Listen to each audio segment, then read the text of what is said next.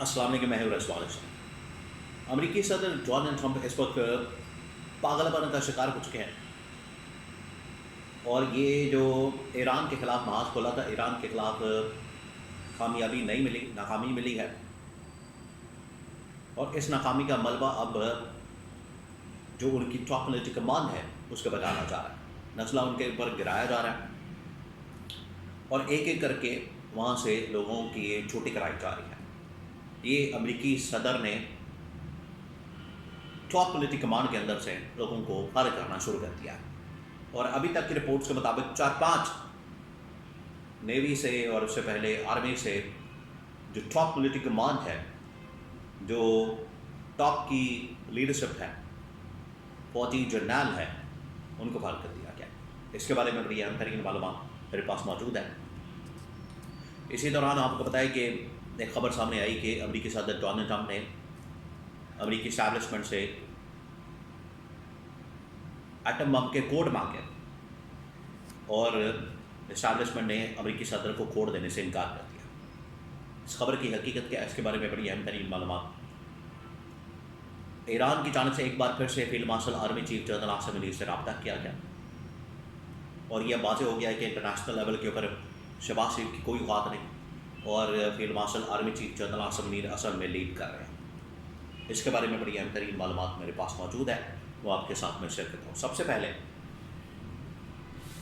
अब अमेरिकी सदर जो मलबा है मौजूदा जंग का, इसकी नाकामी का, इसके फेलियर का, खुद तो देखे उनके ऊपर तो आया, उनकी पॉपुलैरिटी कम हुई है, लोगों का प्रेशर आया है, फौजियों ने एहतजाज किया है, फिर कांग्रेस के अंदर, सेनेट के अंदर, इवन उनकी पार्टी के अंदर शदीद तरीन तनकीद होती है और दबाव मौजूद है अमेरिकी सदर के ऊपर। नंबर 2, आगे मिड टर्म इलेक्शन आ रहा है। मिड टर्म इलेक्शन के अंदर सदर ट्रंप की पॉपुलैरिटी ख़त्म होने की वजह से मिड टर्म इलेक्शन में जो इनकी पार्टी है फारग होने वाली है। ये भी सबसे बड़ा ख़तरा है।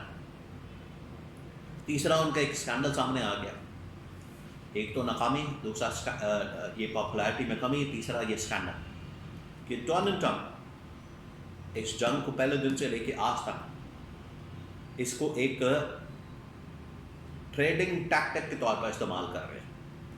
इनसाइड ट्रेडिंग किसके अंदर? स्टॉक मार्केट्स के अंदर, अमेरिका के अंदर भी, दुनिया भर के अंदर भी। एक स्टेटमेंट से किस तरह से oil market, gold market, stock market ऊपर नीचे होती है और उससे अरबों डॉलर्स बनाए जाते हैं। ऐसे में आपको पता है ट्रंप के ऊपर तो दबाव मौजूद है और ट्रंप की वैसे भी जो स्टेटमेंट्स होती हैं, जो बयानात होते हैं, उनका ना सिर ना पैर, बेसरपा। आप उनके ट्वीट्स देख लें, बयानात देख लें, उनकी स्टेटमेंट देख लें, जिसकी वजह से ट्रंप इस इंतहा को पहुंचा है कि उसने एक एक करके जर्नलों को फारिग करना शुरू किया। पहले उन्होंने आर्मी से 2 जर्नल निकाले, अब नेवी से जर्नलों को निकाला है और इस दौरान ये भी खबर सामने आई कि अमेरिकी सदर ने अमेरिका की एस्टैब्लिशमेंट से कोड मांगे एटम बम के। अब आपको पता है ट्रंप ये धमकियां तो देता है कि मैं सिविलाइजेशन मिटा दूंगा, तो ऐसा लगता है कि जैसे कोई एटमी हमला होने वाला है और एटमी हमला क्योंकि अमेरिका कर चुका है। अब दुनिया के अंदर अमेरिका ये बात करता है कि हम दुनिया के अंदर जो एटमी ताकतें हैं, अगर मज़ीद कोई एटमी ताकत बनना चाहता है, एटम बम हासिल करता है, तो वो थ्रेट बन जाएगा। सबसे बड़ी थ्रेट अमेरिका है, क्योंकि अमेरिका ने दुनिया में वाहिद मुल्क है जिसने इस्तेमाल किया हुआ अभी तक एटम बम। सबसे पहले तो अमेरिका का एटम बम ख़त्म करना चाहिए इस उसूल के मुताबिक, इस प्रिंसिपल के मुताबिक, इस डॉक्ट्रिन के मुताबिक। ईरान अगर हासिल करना चाहता है एटम बम तो वो थ्रेट बन जाएगा, लेकिन आपने तो हासिल करके चला भी दिया, तो थ्रेट तो आप है ना कि ईरान। और बाकी जितने मुल्कों के पास मौजूद है उन्होंने किसी ने इस्तेमाल नहीं किया सिवाय अमेरिका के। तो अमेरिकी सदर डोनाल्ड ट्रंप अब ये पागलपन के इंतहा पर पहुंचे हुए हैं। कुछ उन्हें समझ नहीं आती क्या करना है, क्या कहना है। कहाँ जाना है, कहाँ आना है, क्या स्टेटमेंट देनी है, बस जंग के अंदर फंसे हुए हैं। और उसके अंदर भी जो फेलियर और नाकामी है वो उनके गले पड़ती जा रही है।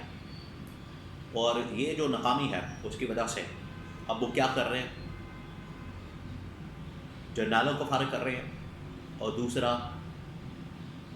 पाकिस्तान से रब्ते कर रहे हैं फील्ड मार्शल से कि हमारी सुलह करा दें, मामला ठीक करवा दें। वरना अभी जो जंगबंदी हुई है अनलिमिटेड है।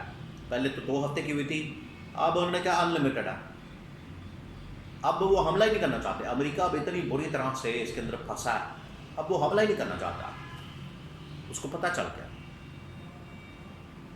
कि इसके अंदर हमें किस तरह से चूतियाँ पड़ी हैं, और दुनिया के अंदर भी हमें ज़िल्लत और रुसवाई का सामना करना पड़ा, और अमेरिका के अंदर भी। तो ये जर्नल फारिग करना ऐसे मौके पर ये साबित करता है कि अमेरिकी सदर बौखला गया, पागल हो गया, उसका दिमाग काम नहीं कर रहा, और वो बंदे फारिग कर रहा है।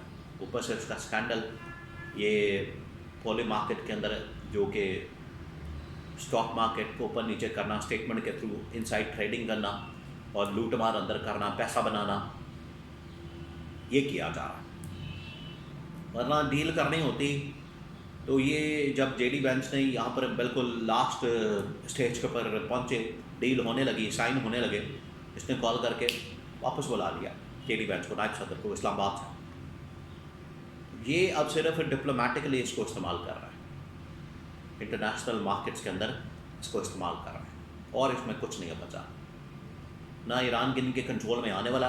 आपने हरमुज़ आगे से बंद करके ये समझता है कि इसने बहुत बड़ा माल कमा लिया, तो नाकाबंदी करके रखे। दुनिया अमेरिका के खिलाफ हो जाएगी, पहले ही खिलाफ है और खिलाफ हो जाएगी।